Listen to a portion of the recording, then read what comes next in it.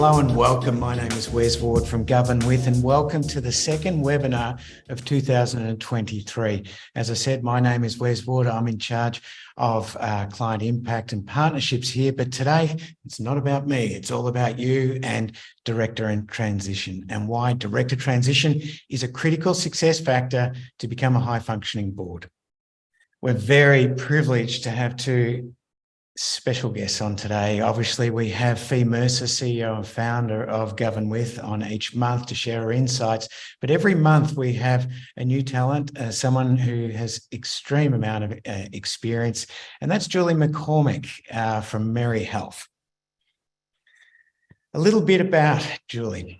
She's the current chair of Merri Health, based in the Coburg-Thornbury region in Melbourne. She's on 3 committees when it comes to, as a director of Tweedale Child Family Services in Footscray. She's a committee member and director of the Urban Camp in Parkville.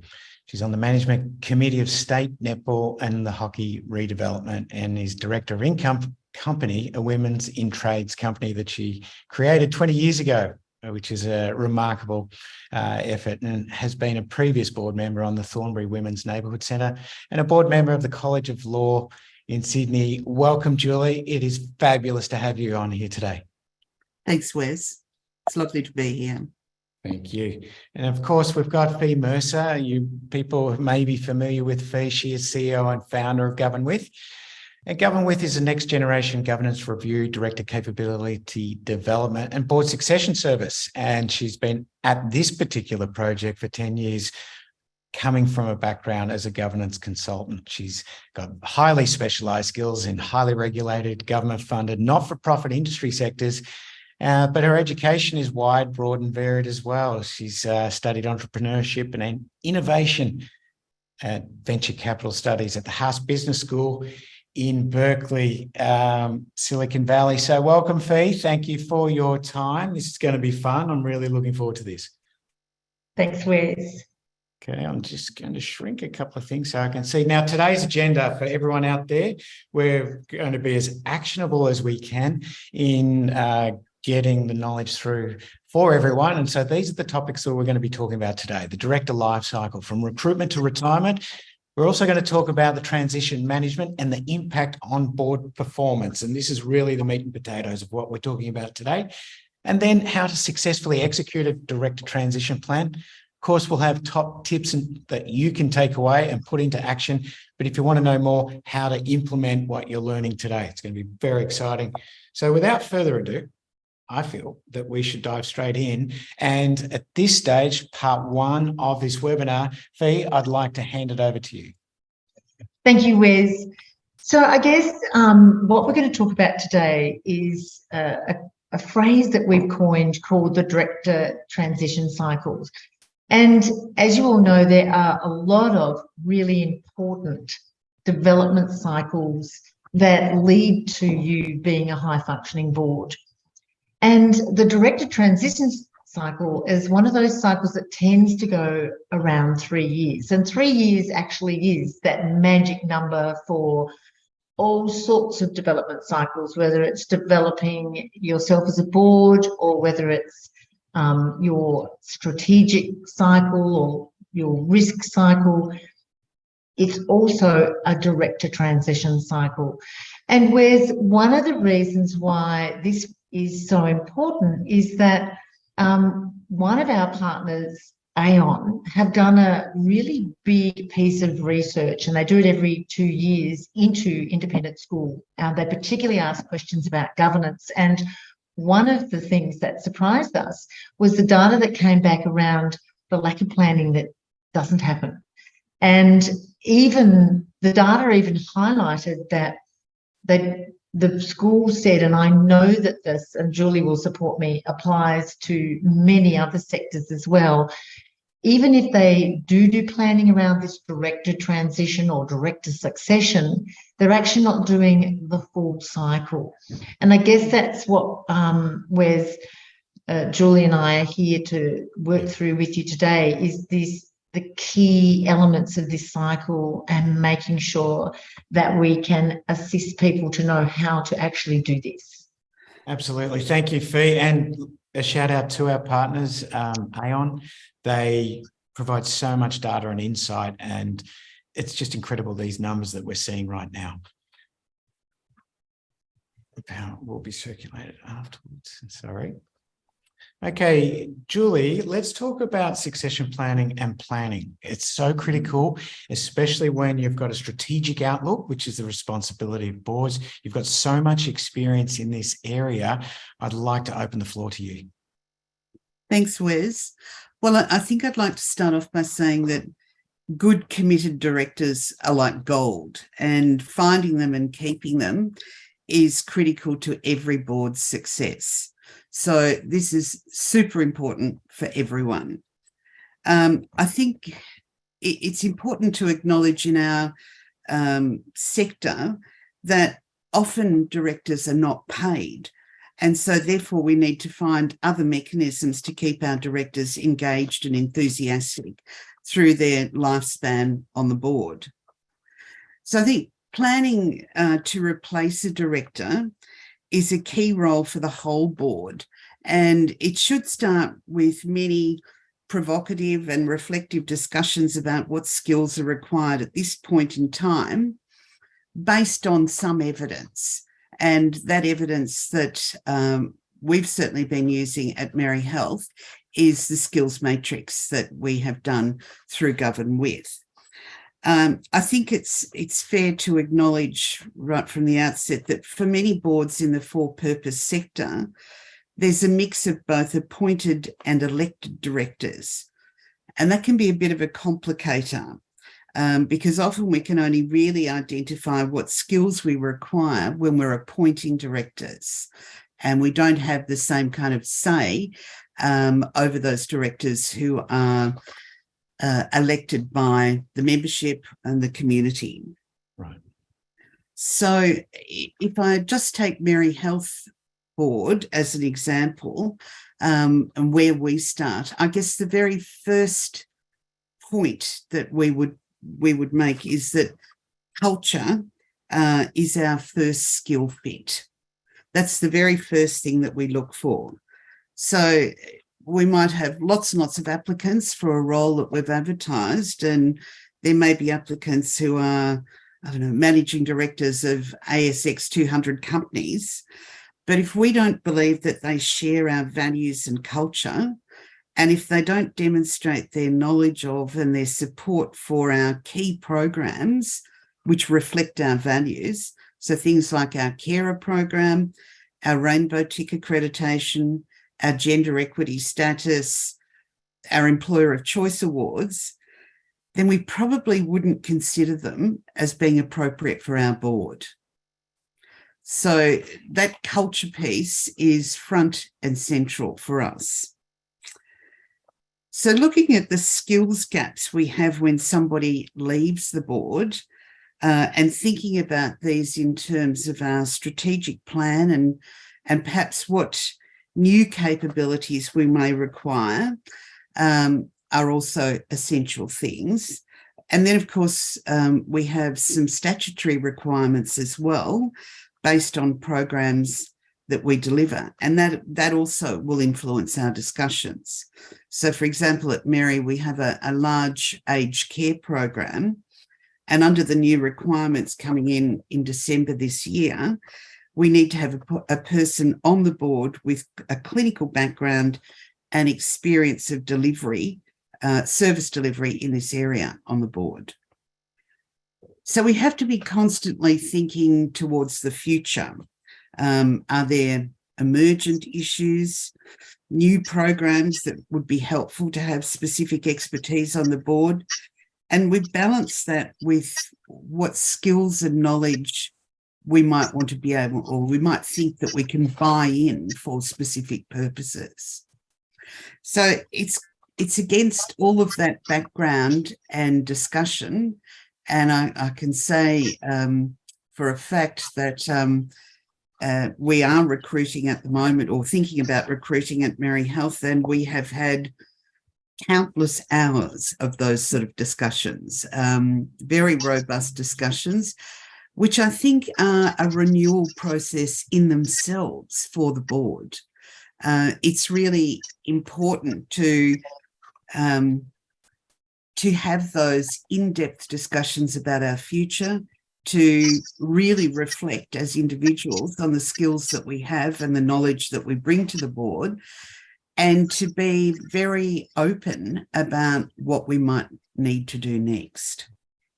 Julie, can I ask, for the benefit of the audience, when you're in this planning phase, you've obviously got strategic outcomes as an organisation. What sort of time horizon are we talking? Are we talking 1, 3 years, 5 years out? And then with that, is that a defined tenure period for a potential director? Yeah, all of our directors have a defined tenure period. We run on a 3x3 cycle. So, total time frame of 9 years, and then your time's up on our board. But a 3-year cycle. We do try and replace people as vacancies appear as quickly as possible. But sometimes that takes a bit of time, because we need to have these discussions, and we're very mindful of getting the right people with the right skill mix to give us the right information and help us understand and make the right decisions about particular issues. Wonderful. That is excellent insight. Fi, I know you've got a special passion for contemporary skills. Would you like to talk to that piece before we move on? Yes, no, certainly. And Julie, I couldn't agree with you more. I love that notion of that cultural fit and that 100% importance of that robust discussions. The thing about contemporary skills that I think is really important is that traditionally we tend to have gone for the actual professional skills. We think, gosh, the first thing that is important about a diverse or skills-based board is we must get all those professionals in. But we've actually discovered, to our peril, do we overlook some of the other really important skills? And of course, sector-specific skills. Well, there's an awful lot of work done around this in the health sector, and the department is really clear about the matrix of skills required to reflect the nuances in the sector. And Julie, you're talking about that in human services and education and other areas as well. Yeah. But at our peril, do we overlook what we call contemporary skills? And I don't like this terminology, but they used to call them the soft skills, and we prefer to call them the contemporary skills. And that's about having the communities that we represented around the table as well. So not only the community that the organisation resides in, there should be a percentage of them on the board, but some of those minority and smaller groups must be represented as well. And you don't have to be a highly qualified professional to represent those communities well. We also need other skills such as environmental social governance skills. We need to have skills around the table that help us talk about the sorts of things that underpin our ability to attract and retain workforce. And that is about our environmental footprint and our social or people's handprint. We also need skills around the table of people who understand culture, who understand safety, innovation, strategy, and so on. So I guess from our work, we're really passionate about making sure that those things are there, and also that we look at behavioural styles. We've really, Julie, you and I have talked about this a lot. When you look around your boardroom, you don't want everybody to be the same style, do you? No, certainly not. I mean, a really good example. Yeah, go on. I was just going to say, following on from what you've been talking about, I think we have moved on from qualifications being the basis for selection. And I think that's been hastened by our general better understanding of having people with lived experiences of particular programs or lifestyles around the table can enhance our programs and make them so much better than if we are approaching the delivery of our services from either an academic or a professional point of view. So I think that's really changed things, and we certainly at Merri Health, we've been very keen to co-design a lot of our programs, which has given confidence, I think, to people involved in that process that they can use, or that their skills are really valued and important and should be at the table. So I think we're trying now to look much more broadly and look at people from a range of perspectives, people who have an intimate knowledge of our community, people who have intimate knowledge of our programs. And some of those programs they're quite different. Our Carer Gateway program, which is a huge national program that we deliver across Victoria, it's been really important to have people with some lived experience of caring involved to contribute to our discussion and program design. So I think, lifestyle and background and life experience is equally valuable to the prior notion that we used to have around qualifications. Yeah, absolutely. Thank you for that.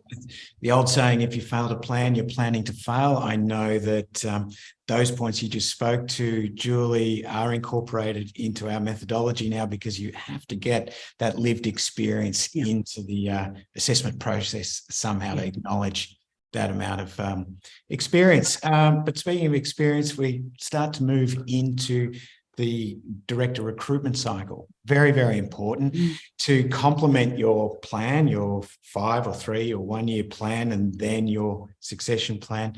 Fi, I'd like to open to you on this point before we defer to Julie. Look, Wes, thank you. I think recruitment itself is an overlooked opportunity so often to actually really sell the organisation. And there's something really magical about the amount of effort that you put into your recruitment being very professional and the amount of candidates that you can attract. It's a really great thing, because what a lot of boards tell me now, and a lot of people who are in the business of becoming directors, the interview isn't just us on the board interviewing the candidate is interviewing us as well. And this is something to remember. So if you think about the importance of that planning, Julie, for example, if we are to attract diverse people onto our board, such as persons with a disability or a person who's in a wheelchair, then part of our planning needs to be, how do we accommodate and make that person feel included and welcome? And therefore, part of our recruitment process is to reflect that. And I think we've got a little way to go in being good at doing that. And I also am a great believer that in the recruitment process, that the interview, and I think you talked about this before, Julie, was you should not just interview the people, but actually include some data in that. And I'm a great believer in those preferred candidates. Once you get down to perhaps your preferred few that you're actually going to interview, get them to do the same skills matrix that your present board has done, so that you can genuinely align the gaps. I mean, obviously, the importance of how good you are at asking questions and making it a proper professional interview process is crucial, but I think supporting it with data is a real edge that we can give ourselves. Absolutely. Julie, do you find as part of your recruitment that you're doing phase 1 of your recruitment process around culture, and then once you've find candidates that are a good cultural fit, then you're looking at skills and taking in that sort of sequential approach, or have you got another method? We are following that sort of trajectory, Wes, but I guess the first place that we always look to recruit to our board is not actually advertising. It's going to our board subcommittees. We think that people who serve on our board subcommittees, demonstrate an interest in the organisation, demonstrate an interest in the programs that we run, give freely of their time. And if you like, they almost do a bit of an apprenticeship in terms of getting to know the organisation during their period on a subcommittee. So if a board vacancy arises, we look to our subcommittees first to see if there's someone there that would be interested and ready to come onto the board. And we've had great success in doing that. I think when you are seen to be recruiting from the subcommittees also, it lends more credibility to the work that the subcommittees do and tends to attract more people onto those to participate and contribute to the organisation. So that's our first line of attack, if you like. I think then we go into, if we don't find someone on our subcommittees who would be appropriate for the defined vacancy that we have, we do go to advertising, and I take Fi's point very seriously. It is a real opportunity to showcase the organisation. It's really important to be very explicit about the key things that your organisation, well, I guess the key points that define the culture of your organisation and the key skills that you're looking for in a person to come onto the board. I have noticed in my time being involved in recruitment for not just the Merri Health Board, but other boards, that there is a tendency for people who are seeking board positions to, and often these are people with fabulous qualifications and enormous array of skills, but just to do a generic application and clearly send it off to 20 organisations that are advertising at the same time. I go back to that point that I made at the start about culture, and we believe, I believe very strongly that if we can't identify that the applicant is absolutely hell-bent on getting a director position at the organisation that we're advertising for, that they haven't defined their knowledge and understanding, and that they have reflected on the culture and defined themselves as being someone who thinks they could fit in there.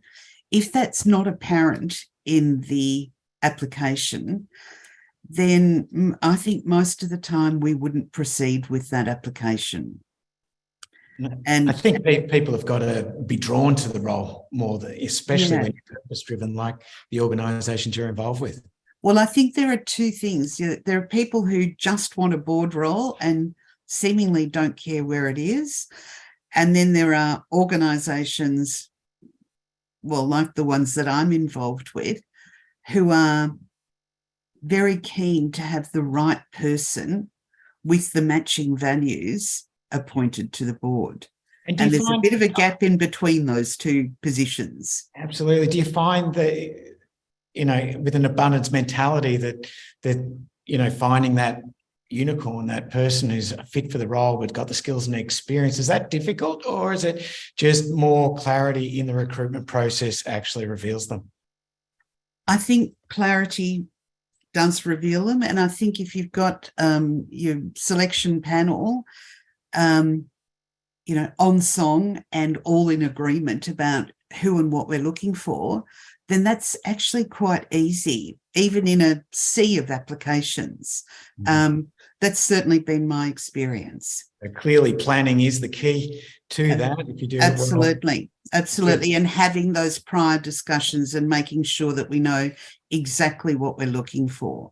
Okay, well, to that point, once you've recruited someone, then we've got to move on to director induction. And I know this is a special point for you, Fi, in the importance. You've seen the good side and the bad side and where it works and it doesn't. Let's talk about director induction and how important it is to get stability into that transitional role.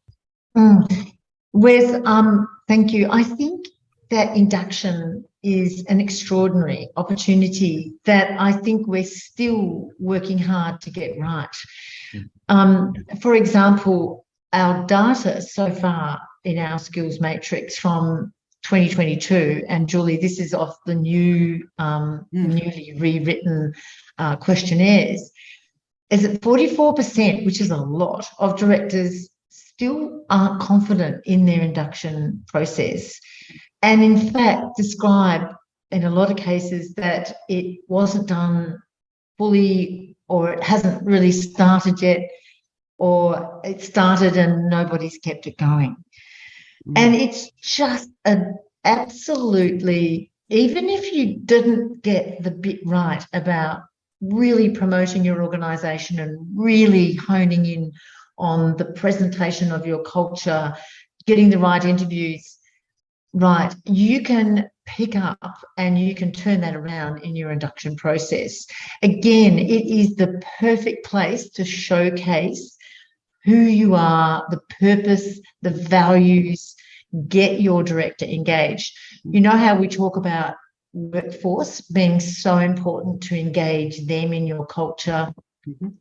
Well, if we don't engage the board in our culture and purpose through our induction, we're going to lose them as role models to the staff, and we're going to also not have them as engaged as we could. An engaged director also is a director who feels like you really care, and that quite often, if you base, we've discovered their induction on their skills matrix results, and actually buddy them up with someone who has different skills to them and has been around longer, we have discovered that makes a huge difference.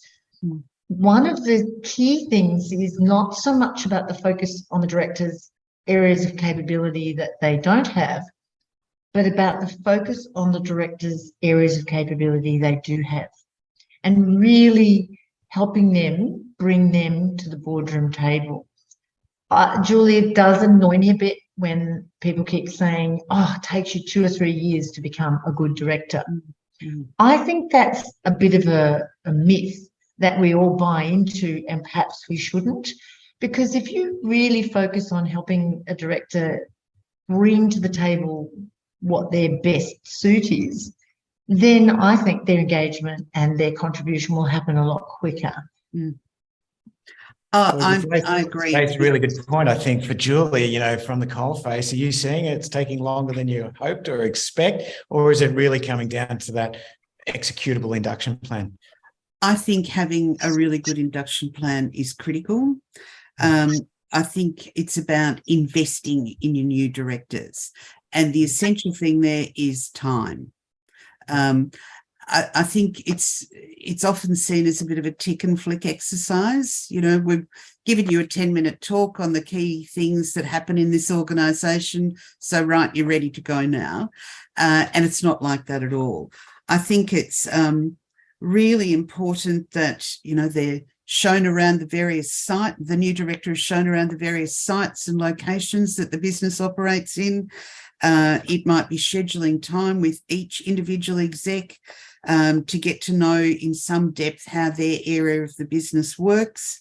It's probably time with the CEO for coffee, time with the chair for coffee, maybe multiple coffees.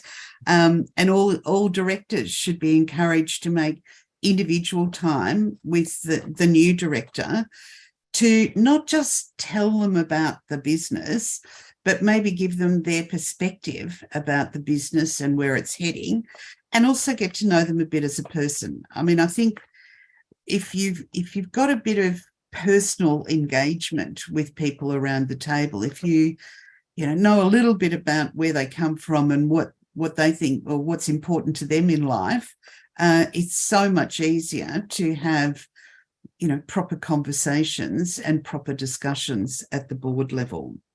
Julie, you said it early. Sorry. I think all of this should happen really early. So a very intensive program over the first month or so of a new director's engagement with the board.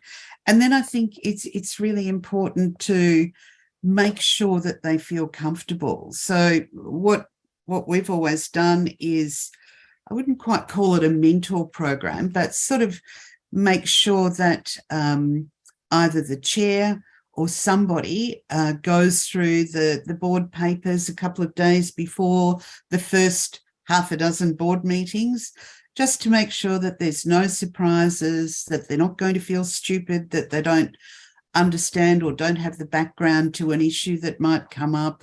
And it gives them a bit of time to think about what they might say. So it's all about making them feel comfortable on the board. I think inviting them to any functions that the organisation might have, whether they're celebrations or launches or whatever, is a really good way to demonstrate to the director the value add that they are giving to the organisation. Their presence is a value add. And I think, everyone needs to have a purpose for being on the board. They're not getting paid a fortune, and sometimes board work takes a hell of a lot of time.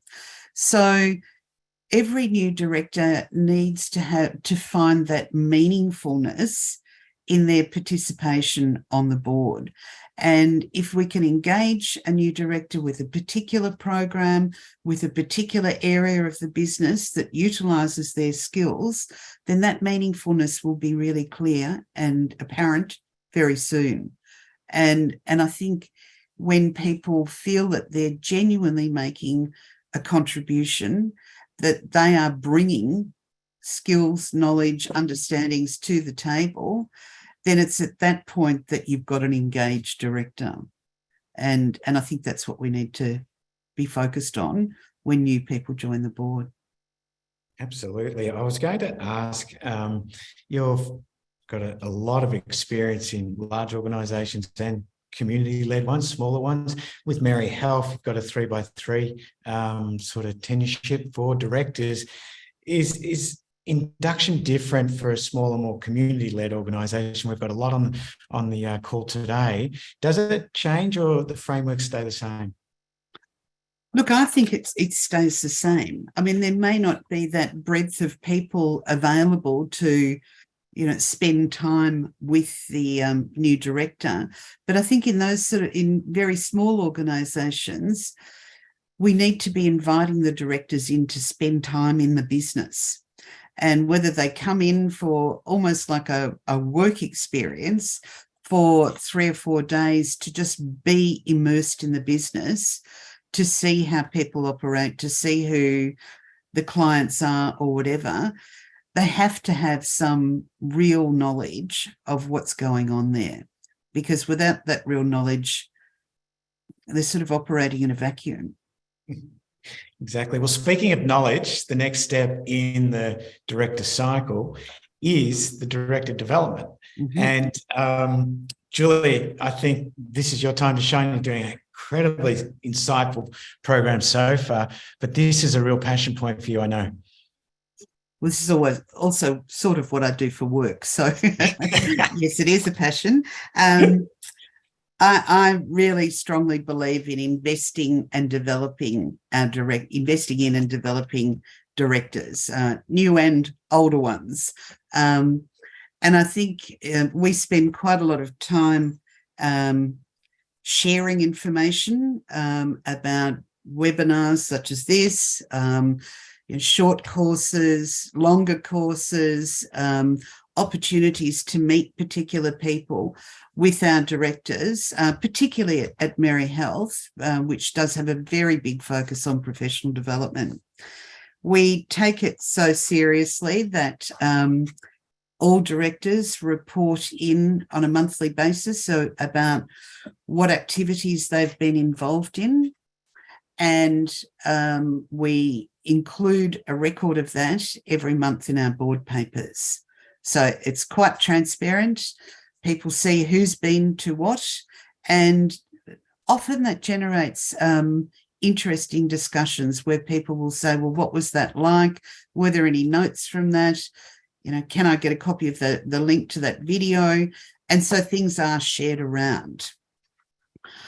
I think perhaps going back a step, we use the skills matrix with GovernWith, and we ask all of our board directors to complete the skills matrix and complete that for the purpose of planning out or self-identifying where there might be a need for them to undertake some further study, some further activities. It doesn't always have to be study. It might be spending time in a particular part of the business where they have no knowledge.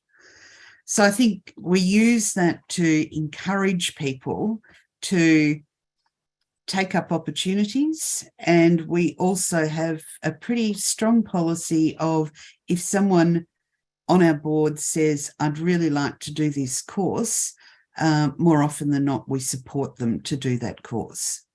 And so people feel that they are growing, that they are learning, and as they grow and learn, they make a better contribution to the board. So it's partially about commitment as well. I think there are then other things that happen, whether they be the development of a strategic plan or an incident that might occur that also provokes directors into thinking about, I need to do some work on this, or I need to learn a bit more about it. And I know, for example, in my own case, one of the boards that I've been involved with had a cybersecurity incident towards the end of last year. And in terms of the board managing that, I realised immediately that there were lots of things I didn't know about cybersecurity. So that's provoked me to look for a short course in understanding cybersecurity, and I'm actually doing that next week. So I think you do look for incidences. We also use our professional development as a way of sharing understandings with our staff as well. And an example of that is as part of our RAP development, our board at Merri Health agreed that all the board directors would complete a cultural safety module, the same one that all of our staff were to complete. And so that now gives us a shared understanding. We know where all of our staff are at, the board's on the same page, and so we can move our RAP forward that way. And I think, you know, those things don't cost anything, but they really are enhancing for our directors, because that cultural understanding will be applicable in every other role that they play. And so looking out for opportunities where directors can engage in the same professional development activities as our staff is often quite a simple and cheap way of doing things. Yeah. Fi, you're obviously right across the data. We've got some data points here about the low level of capabilities, especially in ESG and cyber. And, you know, I've put the image of Latitude Financial in there to illustrate the incredible disproportionate impact just a low capability in a certain area can have. This is going to have devastating financial results for that organisation with class actions, etc. But, you know, the data that you're seeing really is the canary in the coal mine for a lot of organisations, and you can actually do something about it before, you know, this Armageddon begins. Oh, exactly, Wes. And just following on from Julie's points, that apart from, you know, the development pieces that you've highlighted so well, Julie, I love the idea of working with the staff and the board together on the training, particularly around that cultural training. But it's also really helpful for development programs to understand what are the trends and issues happening. And it's really interesting coming out of COVID. When we went into COVID, there were real trends and issues, you know, a real focus on clinical governance, a lot of those quality areas and issues. Coming out of COVID, we've been hit really quickly with workforce issues and those sorts of things. But from a board perspective, it's really important to understand what are some of the contemporary trends and issues that the whole of the board, irrelevant of our background and professional skills, need to actually start understanding, so that they can actually help with the conversations or the questions that need to be asked at boardroom time to disallow some of the risks to occur, or if they do occur, as they're probably going to, that they occur in a less damaging way. And some really top examples that we have at the moment is around cyber, that Julie, not just when something happens, but being proactive and actually going, okay, so if this is a top risk, even if our organisation hasn't experienced it yet, it's an important thing for all directors. Same with environmental social governance. And to Wes's point about Latitude, what were the questions that those directors on that board should have been asking? What were the skills outside of the traditional skills that the whole board should have had, maybe started learning and had some conversations about? I think you raise a really interesting point there, Fi, in terms of those two particular areas. And I think maybe historically we've kind of hoped that somebody would come onto the board who would be an expert in cybersecurity and they would solve everything. Or somebody would come on with ESG knowledge and they would solve everything. But I think now we realise that there are specific areas of skills that individual directors bring to the table, skills and knowledge and background. And then there are other issues that we all need to upskill on. So there's kind of two separate layers there. Yeah. And I think the two areas that you point out, and things like cultural safety, are areas that everybody needs to be across. We can't just pretend that this is a responsibility of one person. So no, I 100% agree. And I think we're going to see a lot more large organisations have these consequences catch up with them really quickly. But if we can be proactive, sorry, Wes, if we can be proactive and know that these are issues on the horizon and have our directors upskilling in these areas before a disaster happens or before there is, you know, an opportunity for reputational damage, then we're in a much better position. Exactly. I was on LinkedIn this morning, another post just said, another day, another security hack. This is a serious problem. Just before we wrap this little part of the presentation, I had a question, Julie, and it was around about development. Are you applying that to where the directors have got a personal interest, or as a board composition, there's a little bit of a capability gap based on the current composition of the board? Well, I think, as I said earlier, that there are two levels of professional development. One level, as a director, we all need to upskill on a range of issues, and whether that's our director responsibilities, it's a risk management type area issue, ESG, cybersecurity. Sort of all directors need to be across those kind of issues. But then we still want our directors to each bring something different to the table, their own personal experience and knowledge and qualifications, and they have a responsibility, a professional responsibility, to keep up to date with those and keep across any emergence issues in their particular area. So if it was someone coming onto the board with aged care skills, then we would expect that they would be right across the latest developments and the new policies that are being implemented. Absolutely. Thank you. We've got to get a little bit of a wriggle on. I'm mindful of time and our audience.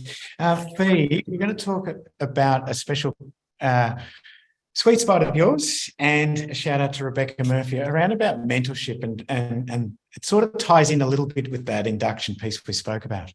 Yes, exactly. So I guess the shout out to Rebecca, who's the head of governance at Aon, is she talks a lot about the importance of buddying up with people and actually having a proper program, so that, Julie, directors who have been on the board for a while expect and understand that when new directors come on, it's not unreasonable to be asked to not just focus on the chair doing this, but actually be part of a mentor and buddy program, and be actually assisted, both the mentor and the mentee, in how to do it. Yeah. And of course, not take away that fun and enjoyable element, but a deliberate use of the skills matrix and the different styles and the different tenures that the directors are up to. So I know that this is a passion of yours, and that you actually have been telling me about a formal program that you've been running. Well, we haven't really got a formal program at the moment, but I think individuals do form natural alliances around shared interests, or sharing car rides to and from meetings, or all of those opportunities for building in the incidental conversations that are deeper and more meaningful perhaps than some of the conversations that you get to have just in a meeting. We used to have these deeper conversations and at Merri prior to COVID, when we used to take 2 weekends a year and the board would go away for strategic development and strategic planning. But COVID sort of knocked that on the head, and we haven't picked that up again yet, although there is intention to do that. I certainly see the value in having intentional mentoring, but I'd probably say at the moment we just have natural alliance mentoring rather than a real program. But I think a program would be very useful. Fantastic. Julie, every directorship comes to an end eventually, end of tenure. You work on a 3x3x3 cycle at Merri Health. Let's talk about end of tenure and retirement and how important it is as part of that succession process. Yeah. Well, I think being clear about tenure is the number one thing there. And we have always adhered to the 3x3 structure, so everyone is quite clear exactly when their last meeting is, unless of course they're an elected person, and then we know what the election periods are for 3 years as well. Sometimes people do leave the board for other reasons. What we've realised that sometimes small children and board roles are just too demanding for people.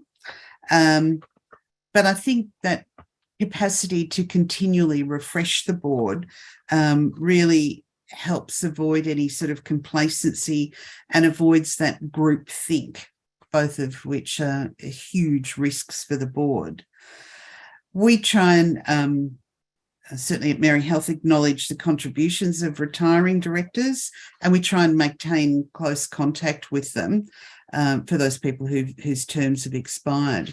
We have had a sort of Friends of Merri Health group, and I think there's probably a lot more work that we could do there, because our retired directors have a deep and intimate knowledge of our organisations and can often be the greatest advocates for our businesses. So, many of them have skills in public speaking or networking, whatever, and really can be kept, engaged with the organisation to advance our goals. So, yeah, I think acknowledging what they have brought to the board and maintaining that contact is a really important thing.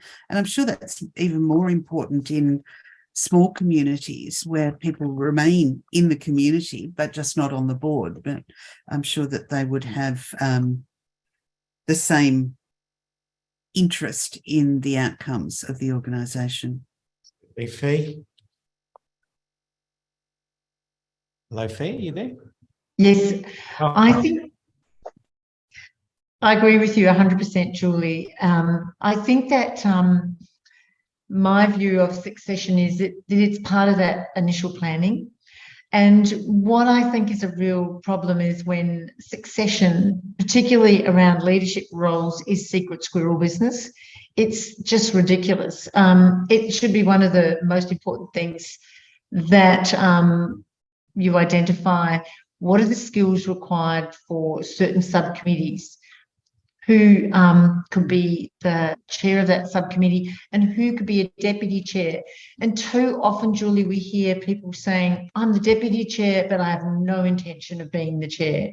And that's really disappointing because of the real role around learning and growing and building to become a chair of a subcommittee and a chair of a board. It's really important, and it's really important that the whole board know when are people tenures due and when maybe those really important skills could leave the board. As sad as it is, it's something that really does need to be openly and transparently discussed. And pretty much it's part of that. The retirement piece really is part of the first piece, which is the planning. Yes. The end of the cycle. Wonderful. And the start of the new one. Yeah. Yes. Speaking of the cycle, let's talk about the impact on board performance of transition management, where it goes right, where it goes wrong. And obviously it impacts the board, but it does have impacts at executive level as well. Fi, I'd like you to kick off on this topic to start with before we get some insight from Julie. Well, I think probably it's where it can go wrong, where I observe a lot of is when planning is just dropped. The whole cycle is not complete, and as a result of that, you can actually end up with real mistakes. And Julie, I know that I've talked to you about this before, but something that's actually happened to me personally as a director was the enormous assumption that I knew a lot about the organisation and I knew about, how it ran and what happened. And unfortunately, not only was the assumption made by the organisation and the board I was going on to, I made that assumption myself stupidly. And as a consequence, I ended up on probably not the most appropriate board subcommittee. And being on that committee didn't assist me with any of the information that I should have had or learnt about. And I remember Fast Track Forward, after my first year of being on the board, I actually was sat down with the chair, and the chair saying, now, Fi, do you actually think you have enough time to be on this board, which we all know is code for this isn't going so well. And what we ended up realising was that we needed to go back and do my induction, that it was a really stupid assumption on my behalf and the organisation's behalf that I didn't actually understand the organisation.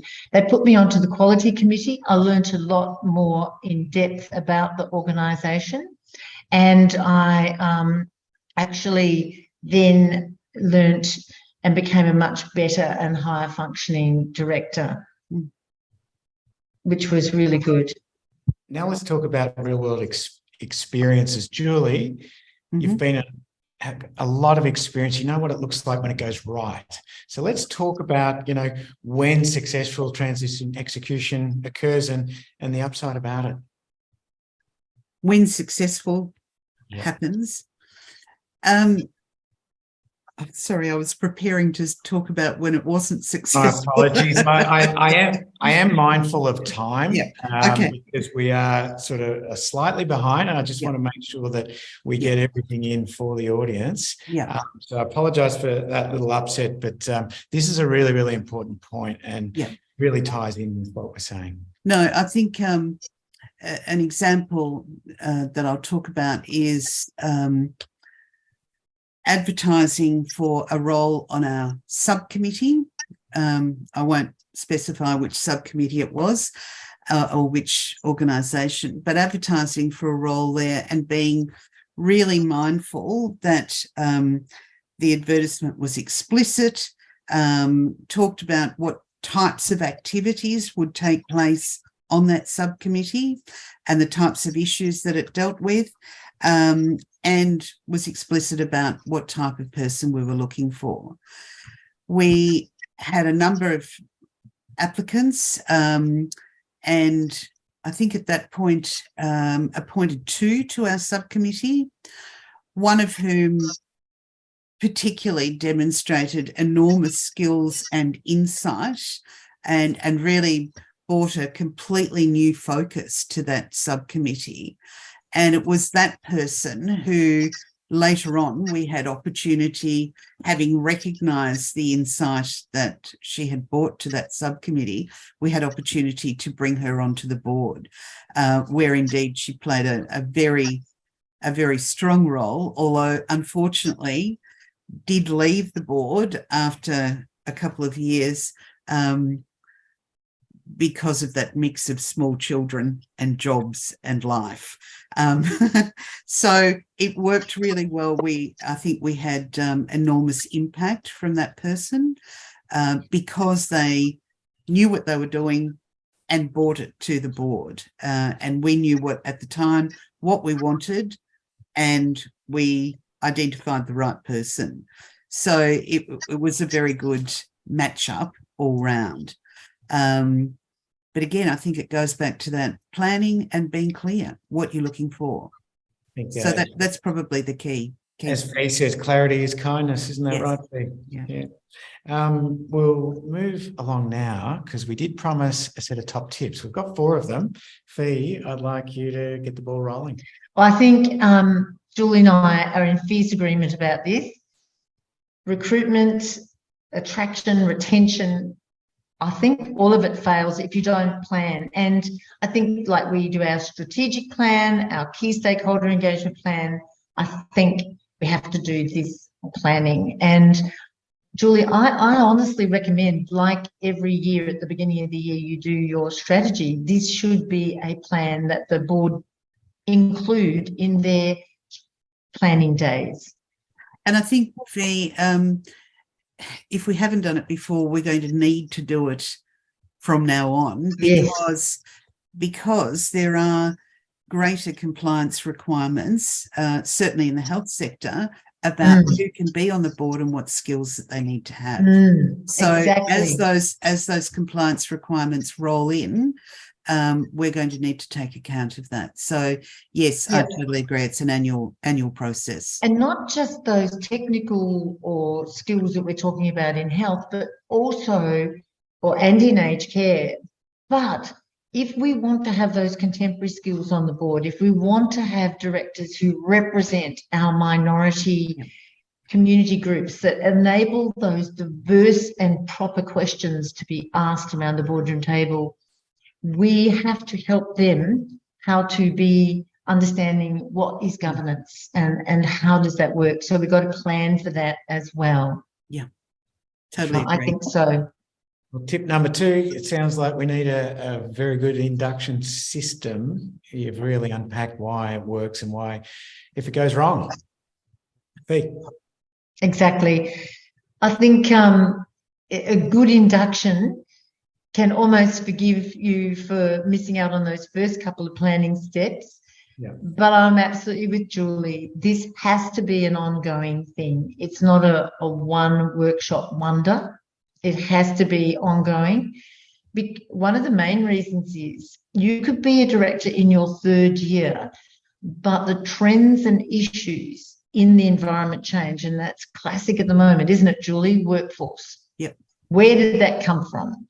That used to be a responsibility of the executive. It's now a daily discussion on the board. So those inductions around those skills, it needs to happen in year 3 if you are in that particular year on the board. So, yeah, it's a big one, Wes. Yeah. Julie, targeted development, I know this is your sweet spot. Just as a recap, so important. Absolutely critical. I think encouraging people to follow up on issues, encouraging them to be self-reflective and identifying issues where they may have skill gaps. And then I think it's everyone's responsibility to source and share opportunities for that professional development. And there's lots and lots of opportunities out there, many of which are free. So it's not a massive cost to the organisation. Yeah. And so when we're talking about director transition, we're really talking about board succession fee. And I think what we're learning today, planning is everything as much as execution. Exactly. So board succession, it's one of the crucial development cycles that contribute to a high-functioning board, but not just being a high-functioning board, to continually be a high-functioning board no matter what the circumstances are. And that's the thing that we're all aiming for. That's my passion in life, is that in my professional life, Julie, that if you can get to being high-functioning, like a sportsman can, do everything right, train 4 months solidly and become supreme. But governance is not like that. We strive for governance being continually high-functioning and no matter what is thrown at us. So I think succession planning, we've discovered, and probably would think more recently, that it's one of the most important development cycles on the board. And I think you can never, ever take your eye off the ball. Yeah, exactly. You're never done. There's always more work to be done. We're never the supreme sportsman in governance. Especially when you've got a 3x3, 3 sets of 3. Yeah, exactly. I have put up the question slide if people do have questions that they'd like to pose to our special guests today. Please put them in. We can keep just briefly talking about that board succession while we wait for some questions. It really is that multi-year sort of longer term strategy that the board succession pretty much, I wouldn't say insulates from issues, but it certainly helps a midterm approach to stability. Julie? I think so. And I think if you're reflecting and planning for the future, then you are risk proofing yourself to a certain extent, because you've got people thinking about what those emergent issues are and focusing on those, whether they're doing some professional development or whether they're just having conversations around the table. I think always, shock is the biggest risk. And when people are shocked that something happens and they don't have a plan for it and they've never talked about it before, then the shock value multiplies exponentially. So having already had some conversations around some of those key issues, and hopefully having at least some of the board members already delve a little bit deeper into those issues, is a little bit of insulation, I think, for the board when big things pop up. So, Wes, I've got a couple of participants who've put their hand up. Oh, okay. Would you like me to click allow to talk? Absolutely. So, first of all, Diane, you've got your hand up. Did you want to ask a question and unmute? Hi, Fi. Hello. Hello, how are you? I was interested in Julie's early comment around appointed board members and elected board members when you have a membership base. So I just wondered how that might be managed. It's interesting. A lot of not-for-profits, or a number of them, have a broad membership base and then an elected or appointed board. Some only have a very narrow membership base, which consists of their board. So it is an issue that those organisations need to think about when they're looking at rules or constitution reviews and how that might be managed. So I'm just interested in that. I think it is. It's more than interesting, Diane. It poses quite a lot of extra challenges, I think.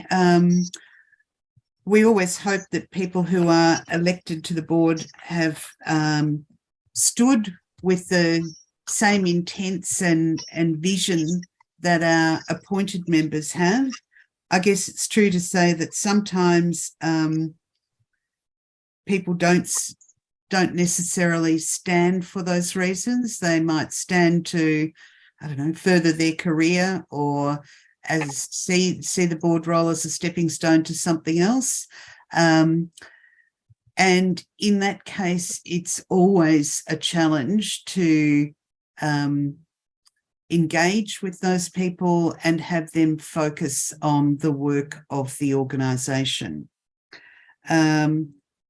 Challenges that I've had, I think some people are not necessarily as interested in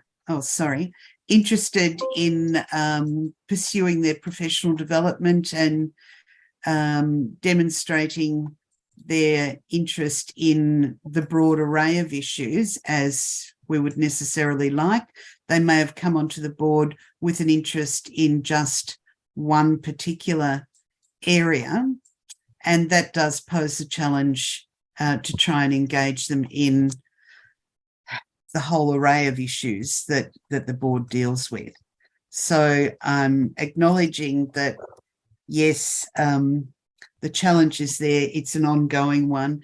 And I think really the only way to manage that challenge is to just keep working on trying to engage them in the broader work of the organisation. Wow, thank you, Julie. And there's another to raise. I'm just going to click on if you'd like to ask a question. Hi, thank you very much for that. And it's been had some interesting comments which have answered, because I didn't put my hand up for the next term for the board because I wasn't well and I didn't know what the future would be. And because it was COVID, there is actually one person on our board who has the skill mix that's in my area, but I actually haven't even met him because he's done all his meetings via Zoom. I mean, he is a very busy person and he does have the best interests at heart, but you just wonder, I'm just a little concerned as to how much you can pass on, or I feel that there's something lacking that we've experienced because of COVID. That's a really good point to raise. And I think everybody's learning. There's some benefits out of COVID.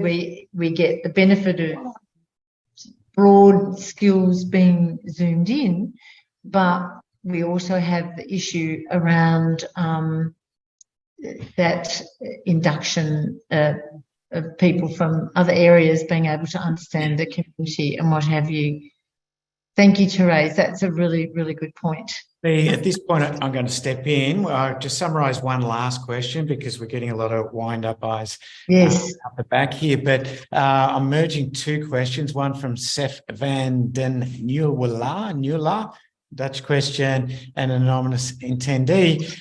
How do you tap a long-serving director on the shoulder? The board charter states that a one-year renewal after 10 years must be approved, but the director wants to stay, but others feel that their time's up, their skills haven't updated, they're not as contemporary as maybe they'd hoped. How do you go about that?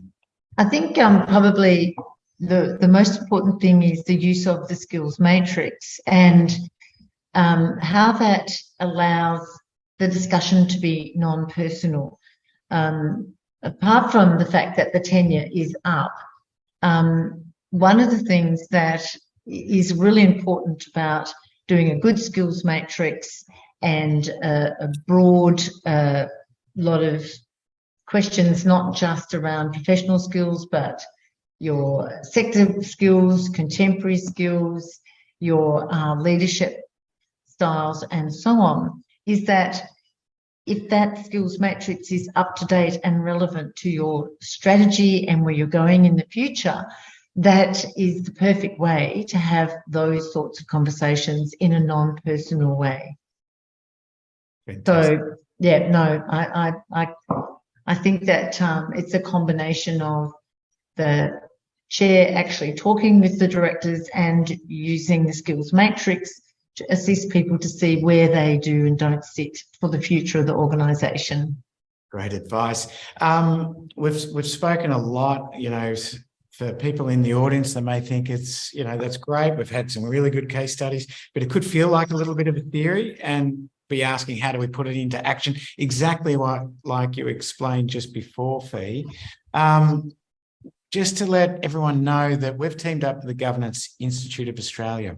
When we talk about director development, we've cut a special deal for our webinar attendees. If they're interested in short courses, they are online and they across a wide range of subjects. So if you need to build up on that cyber capability or ESG or etc., they've got those courses. It's fantastic, and it's an incredibly great way to move forward with your director development and for the board.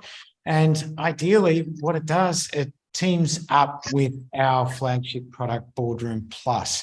And the 4 core capabilities about Boardroom Plus is that independent review piece. So important. The governance assessments, the director skills matrix, which you just spoke about, Fi, incredibly important. But once that data is in the system, you've got instant access to insights and recommendations, so you can have a targeted development plan. And that's really important with our relationship with Governance Institute of Australia, because you can use some of our resources, but if you want to take it to the next level, the GIA are there to help and support the implementation. Of course, we've got board succession and director transition. We've spoken about the importance of it today, but that's built into Boardroom Plus. And of course, we are leaders in the not-for-profit sector. So we talk about governance content to go into these assessments, whether it's director skills or board governance, particularly the board governance assessment, aged care, human services, health. Julie's had a lot of experience. That's why we had her on the show today, which is absolutely fantastic. So it's really important just to think that there are options to implement what you've learned today. Who's it for? Really, this combination that we're talking about is for that chairperson who wants to have a high functioning board. We know what it means when a board is not high functional. We have gaps, we have errors that could have been prevented. And I think Latitude's a classic example of that.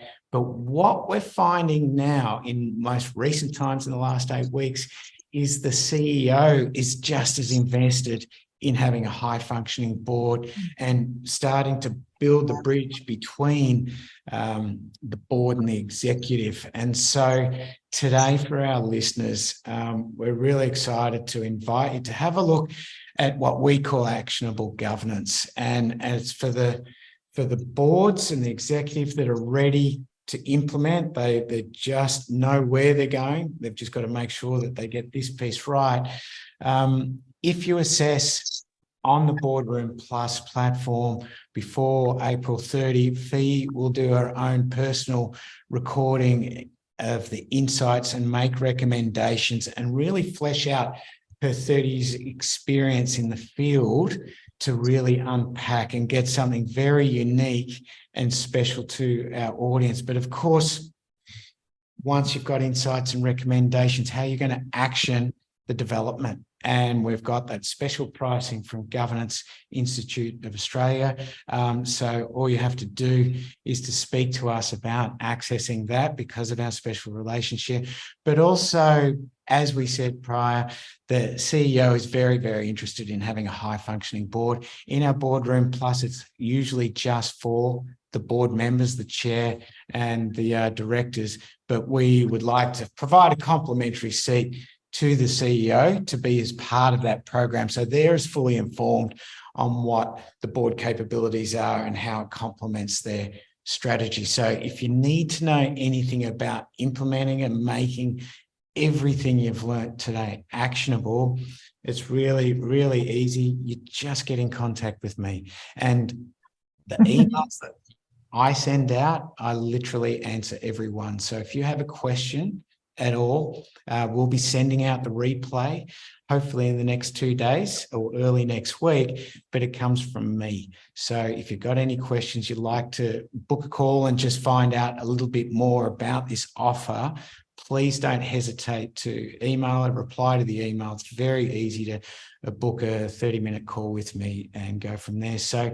that's how you can implement what you've learned today. But let's just wrap up. Fi, thank you for your contributions as always, but I'd really like to say a big thank you to Julie McCormack from Merri Health.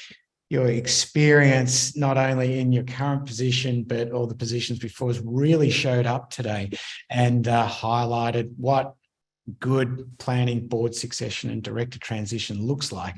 Thank you so much for joining us, Julie. Thanks, Wes, for having me. It was Fi, great. any final comments? Oh, no, I just, I think I joined with Julie in just saying that this session is so important because I believe that this transition cycle is now probably one of the 3 most important development cycles on the board towards being high functioning. So it's been a real pleasure talking about it today. Okay, well, that's it for today. We have gone a little bit longer, but I think the depths of the topics and the subject and the fact that so many people have stayed on is testament to how important this is. So that's it. There will be a replay going out, but that's it for today. Thank you for your attendance, everyone. Thank you, everyone. Bye.